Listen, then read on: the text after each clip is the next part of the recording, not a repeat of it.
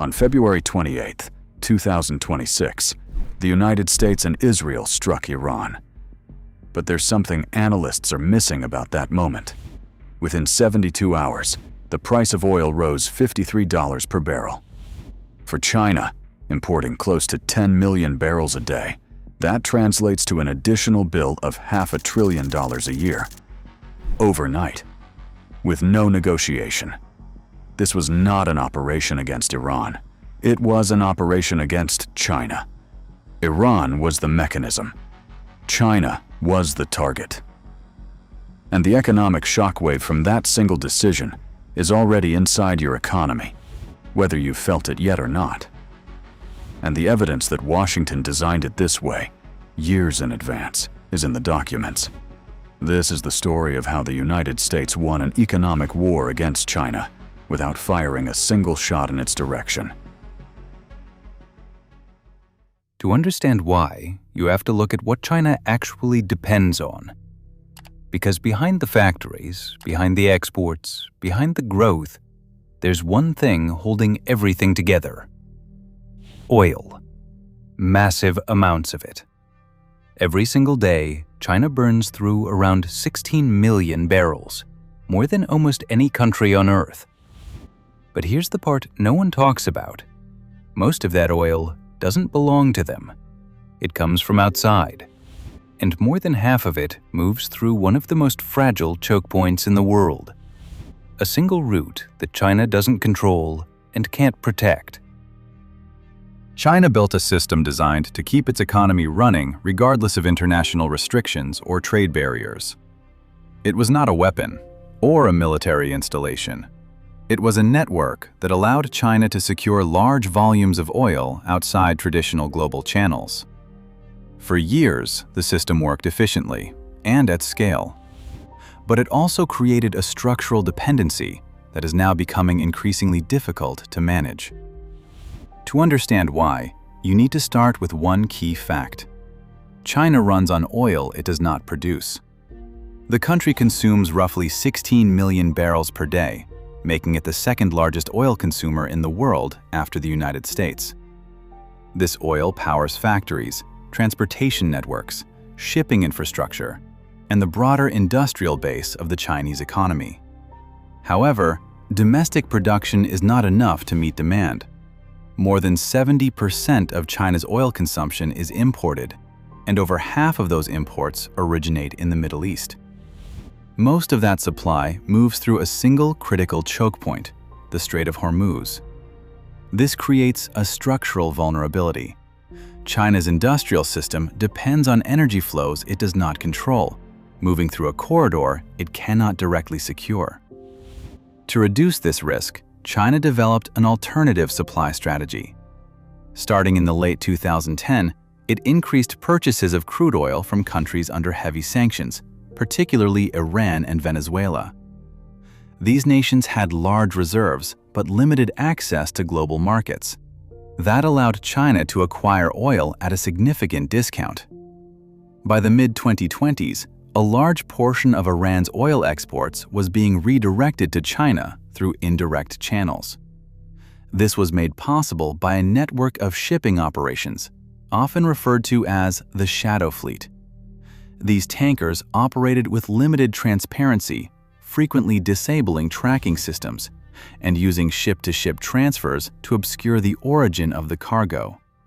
Oil would be transferred at sea, relabeled, and then imported into China under different country designations. Venezuelan crude followed a similar process, moving through intermediaries and arriving with modified documentation.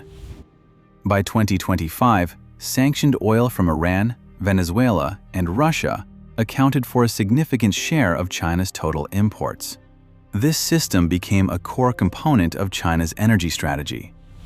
At the center of the operation were independent refineries, commonly known as teapot refineries, primarily located in Shandong province. These facilities adapted their infrastructure to process heavier, higher sulfur crude from sanctioned sources. The business model was straightforward. Purchase discounted crude, refine it domestically, and sell the resulting petroleum products into both domestic and international markets. By the mid-2020s, China was exporting tens of billions of dollars worth of refined petroleum products annually. However, this system introduced long-term risks. Beginning in 2025, external pressure started to disrupt the model. The United States expanded sanctions, directly targeting Chinese refineries involved in processing Iranian crude. Several refineries reduced or halted purchases, while port operators restricted access to vessels suspected of carrying sanctioned cargo. At the same time, maritime enforcement increased, intercepting vessels transporting Venezuelan crude and further limiting supply flows. Additional geopolitical developments intensified the situation. In early 2026, Panama reasserted control over key port terminals previously linked to Chinese operators at both ends of the Panama Canal. This reduced China's influence over a major global shipping route. Shortly after, a major escalation occurred in the Middle East. A coordinated military operation targeting Iranian infrastructure disrupted oil production and export capacity. In response, Iran restricted maritime movement through the Strait of Hormuz. This had immediate global consequences. A large percentage of the world's oil supply flows through that corridor, and disruptions quickly affected shipping routes, insurance costs, and delivery timelines. For China, the impact was severe. A significant share of its oil imports depends on that route. With traffic reduced or delayed, supply chains became less reliable and significantly more expensive. Oil prices surged, increasing costs across multiple sectors. Refineries that relied on discounted crude were forced to consider higher-cost alternatives, reducing profit margins. The petrochemical sector also faced rising input costs, affecting competitiveness. On the domestic side, higher fuel costs impacted transportation and logistics, contributing to broader price increases across goods and services. At the same time, China's strategic position became more constrained. Balancing relationships between sanctioned producers and traditional suppliers became more difficult. Stable suppliers gained leverage, while politically sensitive supply chains introduced additional uncertainty. There is also a broader strategic dimension to this shift. For years, China leveraged its dominance in rare earth minerals as a geopolitical tool.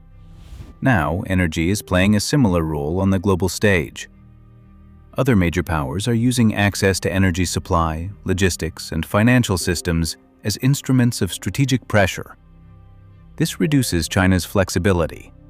Options such as increasing imports from Russia, expanding renewable energy capacity, or deepening ties with sanctioned producers all come with trade-offs. Renewable energy, while growing rapidly, cannot replace oil in heavy industry and transportation in the short term. As a result, the system China built to reduce risk has instead concentrated it. What began as a workaround has evolved into a structural dependency. And under current global conditions, that dependency is now being tested. The outcome will depend on how effectively China adapts its energy strategy in a more constrained and competitive global environment.